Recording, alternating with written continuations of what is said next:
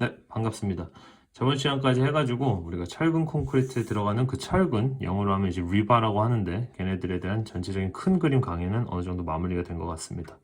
그래서 이제 철근이 끝났으니까 콘크리트라는 애에 대해서 한번 배워볼 건데 오늘 이 시간은 이제 첫 시간이고 우리가 콘크리트라는 재료도 처음 접하는 시간이기 때문에 뭐 어려운 내용이 전혀 이렇게 포함이 되어 있지 않을 거고요.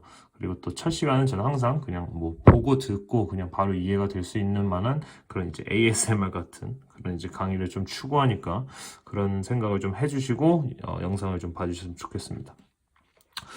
그래서 이제 저번에 철근 콘크리트 제가 철근 강의 할 때마다 제가 이제 주로 이제 그 뭐죠? 크로스 섹셔널 에리아 해가지고 단면적을 갖다가 좀 많이 표현을 드렸었는데 오늘 한번 제가 한번 그려볼게요. 자, 이런 식으로 직각사각형 초점이 잘 안 잡히네. 이런 식으로 직각사각형 단면을 가지고 있었을 때 밑에 이렇게 3개 정도의 뭐 메인 스틸 리버가 이렇게 들어가 있고 뭐 위에도 한 3개 정도 이렇게 넣어봤다고 해볼게요. 그랬을 때 이 리버들을 갖다가 이어주는 애들을 갖다가 제가 이렇게 넣어준다고 했고 얘를 스타럽이라고 한다 했죠. 지금 조금 대칭이 아닌데 어쨌든 대칭이라고 생각을 해봅시다.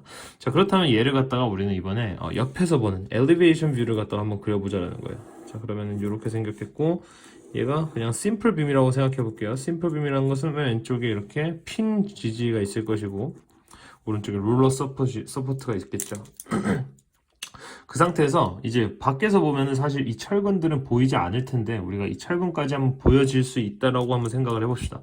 그래서 한번 이렇게 철근을 표시를 해본다면은 맨 밑에 이렇게 3개가 들어가고 있겠죠. 뭐 같은 위치에 있으니까 제일 앞에 있는 하나만 보이는 현상이 되고 그 다음에 위에도 이제 여기 3개가 있으니까 그려주면 되는데 뭐 이렇게 그려주는 순서는 상관이 없지만 제가 이제 저번 시간에 했던 거 다시 한번 말씀드리고 싶은 게 있는데 이 초록색으로 표현한 거를 스터럽이라고 한다 했어요.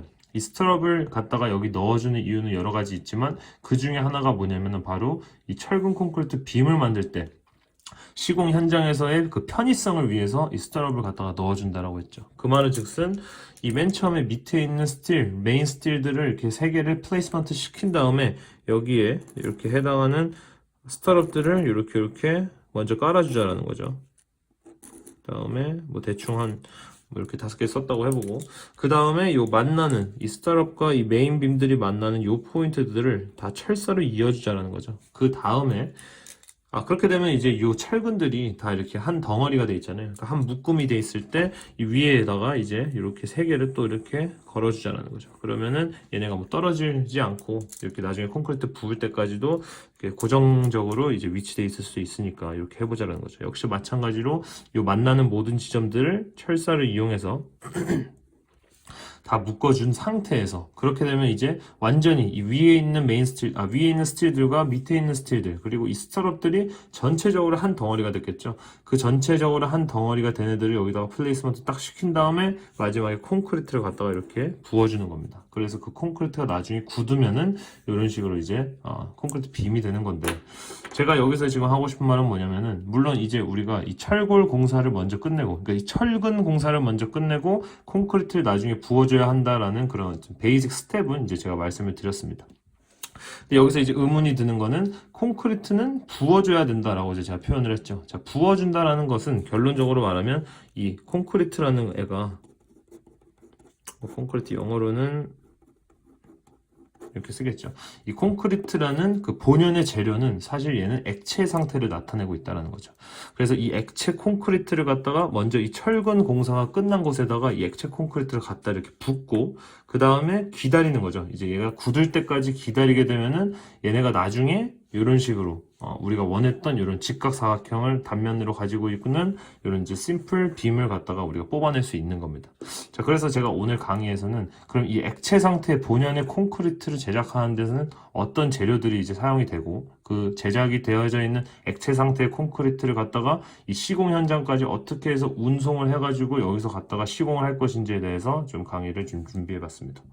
썸네일에서 보시면 아시겠지만 제가 콘크리트 이꼴 해물파전이다라는 문구를 좀 달았습니다. 자, 얘가 의미하는 것이 무엇이냐면은 이 해물파전을 만들기 위해서 들어가는 그 식재료들 있죠. 그 식재료들이 가지고 있는 특징들과 이 콘크리트에 들어가는 그 건설 자재 재료물들이 가지고 있는 특징들이 상당히 비슷하기 때문에 제가 이렇게 이꼴의 그런 기호를 써서 1:1 매칭을 통해서 어떤 재료들이 들어가는지 조금 쉽게 좀 말씀을 드리고 싶어서 이런 식으로 표현을 해봤습니다. 그래서 제가 이게 밑에는 이제 제가 또 어떤 테이블을 좀 만들어 봤는데, 일단 저희가 콘크리트는 지금 배우고 있는 단계니까 모른다고 생각을 하고 해물파전을 갖다가 만든다고 한번 생각을 해볼게요. 자, 해물파전 만들 때 먼저 이제 큰 대야 같은 거, 볼이 필요하겠죠. 그 볼에다가 뭐 물을 당연히 넣어줘야겠고, 그다음 두 번째로는 부침가루를 넣어야 얘가 이제 전이 되겠죠. 그렇죠, 나중에.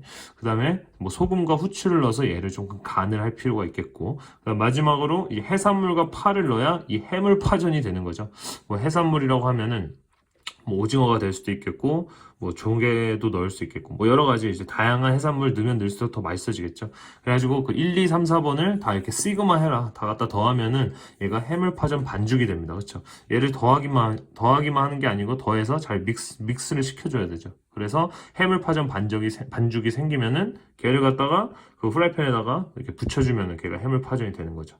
자, 상당히 비슷한 그런 메커니즘으로 콘크리트도 역시 처음에 얘를 만들기 위해서는 물이 필요하고, 그 다음에 자, 콘크리트도 똑같이 볼에다가 만드는 거예요. 자, 볼을 가져와가지고, 근데 물론 이제 건설 자재물이니까 해물파전보다 훨씬 더 많은 양이 필요할 테니까 엄청나게 큰 볼이 필요하겠죠.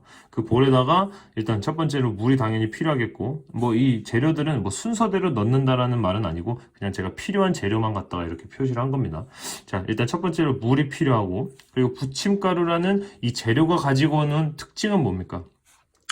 부침가루라는 것은 이 가루의 상태를 의미하죠. 가루의 상태면서 부침가루는 약간 그 고체의 느낌이 나는데, 그 고체 가루의 느낌을 가지고 있는 그 건설 자재물을 우리는 시멘트라고 합니다. 그래서 걔를 이제 영어로 표시를 하면 이렇게 됐고, 제가 이제 옆에 이렇게 영어로 써놓은 것은 이제 앞으로 FE11 보시는 분들은 그래도 영어랑도 친숙해져야 되기 때문에 뭐 water, sand, cement 이런 거는 뭐 쉽지만 나중에 aggregate 이런 거는 잘 모르실 수도 있기 때문에 제가 이렇게 좀 표현을 해드렸습니다. 뭐 어쨌든 그래서 이제 이런 가루 상태의 고체 가루 상태의 건설 자재물을 콘크리트에 넣어주는 것이 있는데 걔는 바로 시멘트라고 표현을 한다.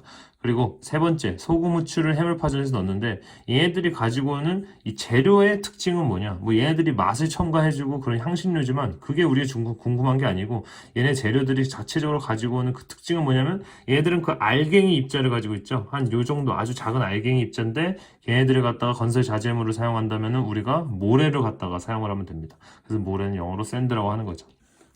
자, 그리고 이 마지막, 이 4번이 되게 중요해요. 4번이 이 해물파전을 만들 때 해물과 파가 들어갔기 때문에 해물파전이 된 거죠. 이 역시 마찬가지로 콘크리트도 이 자갈과 골재, 자갈 혹은 골재라는 이 재료가 들어가야만 콘크리트가 되는 건데, 이 해산물과 파가 가져오는 얘네들이 또 재료들이 가지고 오는 특징은 무엇이냐면은, 뭐 아까도 제가 말씀드렸다시피 해산물이라고 하면은 뭐 오징어가 될 수도 있고, 뭐 조개가 될 수도 있고, 새우가 될 수도 있고, 되게 여러 가지 많은 해산물들이 있죠. 그 해산물들이 많은 다양한 종류가 있다는 것은 걔네들마다 다 사이즈가 다르다는 말이에요. 근데 우리가 해물파전을 먹을 때 해물파전에 뭐 예를 들어서 조개만 들어있으면 좀 맛이 없어요. 그 해물파전에 뭐 파만 들어도 좀 맛이 없고, 해물파전에 뭐 새우만 들어도 맛이 없고, 그러니까 결론적으로 말씀드리면 해산물이 여러 가지가 다양하게 다 들어있는 그런 해물파전이 맛있다는 거죠. 역시 이 맛있는 해물파전 반죽을 만들기 위해서 다양한 풍성한 그런 해산물들을 넣어야 하는 거와 마찬가지로, 이 맛있는 콘크리트 반죽, 그러니까 좀 질이 좋은 콘크리트 반죽을 만들기 위해서는 이 다양한 사이즈의 그런 자갈들, 그런 골재들을 넣어줘야 된다는 겁니다. 근데 여기서 제가 자갈이라고 표현한 건 뭐냐면은, 자갈, 골재 뭐 둘 다 말은 되는데 이 골재라는 표현이 좀 더 이제 건축 용어로, 건설 자재물 용어로서 많이 쓰이죠. 그래서 이제 자갈이라고 하는 건 주로 이제 그레이블이라 해가지고 저기 막 그 계곡 같은 데 있는 그런 이제 돌덩어리들, 막 요만한 애들, 걔네들을 이제 자갈이라고 표현을 해서 제가 그냥 자갈은 그레이블 영어로는 있는데 걔를 그냥 안 썼고요. 골재라는 표현에 대해서만 우리가 이제 건설 자재물 쪽인 영어로는 aggregate이라고 합니다. 그래서 여기 aggregate을 사용할 때 이제 사이즈가 다양한 사이즈를 다 갖다가 넣어줘야 다 갖다가 이제 풍성하게 다양한 그런 사이즈의 애글게이트를 넣어줘야 더 맛있는, 더 질 좋은 콘크리트 반죽을 만들 수 있다고 했죠. 그래서 제가 이렇게 fine과 coarse로 나눴는데, fine aggregate 하면은 이제 잔골재라고 해가지고 좀 입자가 이 골재라고 하면은 좀 이제 큰, 막 이런 애들을 말하는데, 잔골재, fine 골재라 하면 뭐 되게 작은 요만한 애들을 말하고요. 이 coarse라고 하면은 coarse aggregate 하면 좀 이제 굵직굵직한 애들, 걔네들을 갖다 coarse aggregate 합니다. 그래서 콘크리트는 역시 이렇게 시그마 이렇게 1, 2, 3, 4번 다 갖다 더해주는 거죠. 1번 물 넣고 시멘트 넣고 모래 넣고 골재 애글게이트 넣을 건데 애글게이트는 파인도 넣어주고 콜스도 넣어주고 해가지고 엄청나게 그 큰 볼에다가 반죽을 해주자는 거죠. 그래서 그 반죽이 되면 역시 해물파전 반죽과 마찬가지로 반죽이 완성이 되는데 뭐 콘크리트 반죽은 이제 뭐 프라이팬에다가 붙이는 게 아니고 시공 현장까지 옮겨서 거기서 시공을 해야 되겠죠. 그렇다면 그 완성된 콘크리트 반죽이 어떤 식으로 시공 현장에 이동이 돼가지고 거기서 시공이 될 수 있는지를 갖다가 한번 보여드리도록 하겠습니다. 아래 그림을 보시게 되면은 제가 이제 3개 커다란 그림을 좀 그려봤습니다. 그래서 이제 처음에 콘크리트가 생산되는 것부터 해가지고 그 건축 현장, 시공 현장까지 어떤 식으로 운반이 돼가지고 마지막에 타설까지 일어나는지, 그리고 그 이후에 어떤 그 스텝들, 그리고 이 사이사이에 분명히 여러 가지 스텝들이 있을 거지만 저는 그냥 큰 그림으로 좀 말씀을 드리고 싶어서 일단 이렇게만 보여드리고 싶습니다. 첫 번째 이 생산부터 우리가 한번 보면은 방금 전에 제가 말씀드린 콘크리트 반죽을 만드는 곳이 있죠. 콘크리트 반죽을 만들기 위해서는 큰 대야에다가 물, 시멘트, 모래, 그리고 콜스 애글게이트와 파인 애글게이트 해가지고 뭐 총 5개네요. 이 5가지를 갖다가 큰 볼에다 넣고 막 저어줘야 된다 했죠. 그 저어주는 역할을 갖다가 이 생산할 수 있는 그 배치 플랜트라는 콘크리트를 만드는 콘크리트 그 배치 플랜트라는 곳에서 이런 생산 작업들이 일어나는 겁니다. 배치 플랜트는 사실 되게 티피컬한 그 그림이 있어요. 티피컬하게 생긴 그 모양이 있는데 이렇게 안 생겼는데 제가 그냥 좀 공장이다라는 걸 보여드리고 싶어서 이렇게 그려봤고, 그 다음에 이제 얘를 운반을 해야 되죠. 얘가 뭐 예를 들어서 이 공장이 뭐 시카고에 있다. 근데 이제 우리가 지금 공장을 짓고 있는 곳이 뭐 만약에 뭐 뉴욕이다 하면은 시카고에서부터 뉴욕까지 이동 운반을 시켜야죠. 그래서 여기서 만들어진 그 액체 콘크리트 반죽을 갖다가 자, 이렇게 생긴 차 많죠. Ready Mixed Concrete or 아니면은 Ready Mix ED를 빼고 그냥 Ready Mixed Concrete를 하는데 얘네들이 다 아시겠지만 이 레미콘입니다. 앞에 글자만 따가지고 뭐 옛날에 일본에서 뭐 그렇게 불렀던가 뭐 그랬던 것 같아요. 그래가지고 이제 한국에서는 레미콘이라고 하는데 뭐 영어로는 그냥 Ready Mixed Concrete Truck이라고도 하고 뭐 그런 식으로 불립니다. 그래서 요런 이제 자동차에다가 요 뒤에 보면은 얘가 이제 콘크리트 드럼이라 그래요. 이 드럼에다가 얘네 아까 여기서 만들어진 콘크리트 반죽을 갖다가 싹 넣어주는 거죠. 그럼 이제 자동차 타고 가다가 이 차를 보시면 아시겠지만 얘가 그냥 얘는 뭐 차는 차인데 이 동그란 그 드럼이 계속 자연스럽게 천천히 돌고 있죠. 그 천천히 돌고 있는 이유가 뭐냐면은 이 콘크리트라는 것은 뭐 일단 결론적으로 말씀드리면 타설은 한 후에 시간이 지나면 얘가 굳어버립니다. 그 말은 즉슨 얘를 계속해서 괴롭혀주지 않으면은 가만히 놔두게 되면은 이 속에서 꽉 그냥 굳어버리는 현상이 나타나요. 그러면은 그 액체 콘크리트 반죽 상태를 갖다가 우리가 여기다 부어야 되는데 여기서 굳어버리면 문제가 생기겠죠. 그래서 얘를 계속해서 괴롭혀주고 계속해서 자연스럽게 섞어지게끔 우리가 이제 이거를 계속 로테이션을 시키는 거죠. 두 번째 이유는 뭐냐면은 해물파전하고도 똑같은데 해물파전 반죽을 우리가 만들어 놓고 그냥 밖에다가 한 하루 이틀 정도 놨다고 해볼게요. 그럼 자연스럽게 그 중력에 의해서 재료 분리 현상이 일어나거든요. 그러니까 무거운 애들은 가라앉고 가벼운 애들은 뜨는 현상이 나타나죠. 여기 마찬가지로 콘크리트에도 뭐 장골재도 있고 콜스 애글게이트도 있고 막 모래도 있고 뭐 이러다 보니까 그 모래 같은 가벼운 애들은 뜨고 뭐 굵은 골재 같은 무거운 애들은 좀 가라앉겠죠. 그렇게 되면 아까도 말씀드렸다시피 맛있는 해물파전의 반죽이 되어 나오지 않는 것처럼 역시 질이 좋은 콘크리트가 될 수 없기 때문에 계속해서 그냥 조금씩 이렇게 괴롭혀주는 겁니다. 그래서 이제 계속 천천히 이렇게 어느 속도를 가지고 일정 속도를 가지고 얘를 계속해서 돌아주면서 시카고로 했나요? 네, 시카고였나요? 뉴욕이었나요? 어쨌든 그 시공 현장에다가 자동차를 딱 도착하면은 이제 이렇게 생겼어요. 자, 지금 보면은 되게 뭐를 그렸는지 모르실 수 있겠는데 이거는 지금 제가 아까 강의에서 사용을 했던 요 빔을 갖다가 제가 한번 표현을 해봤어요. 자, 지금 잘 보시면 알겠지만 단면적으로 봤을 때 위에 2개, 아래 3개 들어가 있고 스트럽이 이렇게 있죠. 그리고 옆에서 보면 스트럽이 이렇게 6개가 들어가 있고 위아래 빔이 이렇게 들어가 있는 상태고 리바가 들어가 있는 상태고 전체적으로 지금 어떤 직각사각형 모양의 그런 콘크리트 그 빔으로 콘크리트로서 이렇게 마감이 되어 있단 말이죠. 그거를 갖다 여기다 표현을 한 겁니다. 자, 무슨 말을 하고 싶느냐?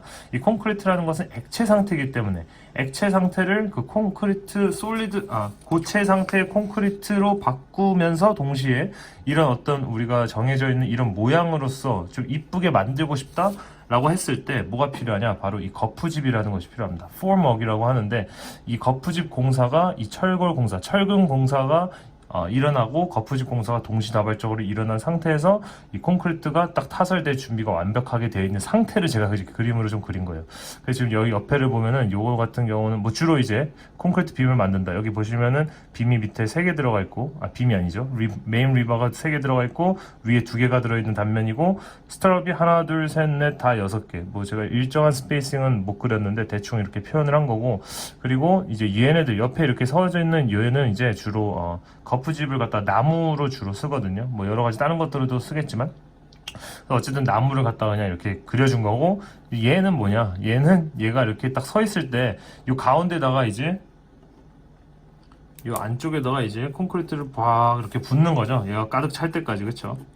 이렇게 가득 차가지고 나중에 거푸집을 탁 떼는 건데, 이 거푸집의 안쪽에다가 이제 콘크리트 붓기 시작하면은 이 액체가 콘크리트 반죽이 안에서 밖으로 밀고 나오려고 하는 힘이 있기 때문에 이 거푸집이 넘어져 버린다는 거죠. 그래서 제가 이렇게 어떤 그 니 브레이싱을 해가지고 가세라고 하나요? 이거 뭐라 하죠? 한국말로? 어쨌든 이게 넘어지지 않게 서포트를 좀 대준 겁니다. 그걸 좀 표현을 했는데, 얘를 갖다가 거푸집이라 한다. 얘까지 물론 중요하게 알아야 됩니다. 그래서 뭐 생산은 배치 플랜트라는 곳에서 일어나고, 이동 운반은 레디 믹스드 콘크리트 트럭에서 이런 이제 콘크리트들을 받아가지고 시공 현장에 이제 가지고 가는 그 그림을 좀 그려봤고, 마지막으로 이 타설 현장 플레이싱하는 그 포인트에서는 우리가 먼저 철근 공사가 끝난 상태에서 거푸집 공사 formwork도 끝내야 이 액체 콘크리트 반죽을 이 안쪽에다가 딱 완벽하게 놓을 수 있고, 나중에 시간이 지나면 얘가 이제 굳을 텐데 그 다음에 이제 이 거푸집을 떼게 되면은 우리가 아까 그렸던 요런 이제 철근 콘크리트 빔이 완성이 되는 겁니다. 그래서 오늘 준비한 강의는 여기까지고요. 다음 시간에 또 다시 뵙도록 하겠습니다. 감사합니다.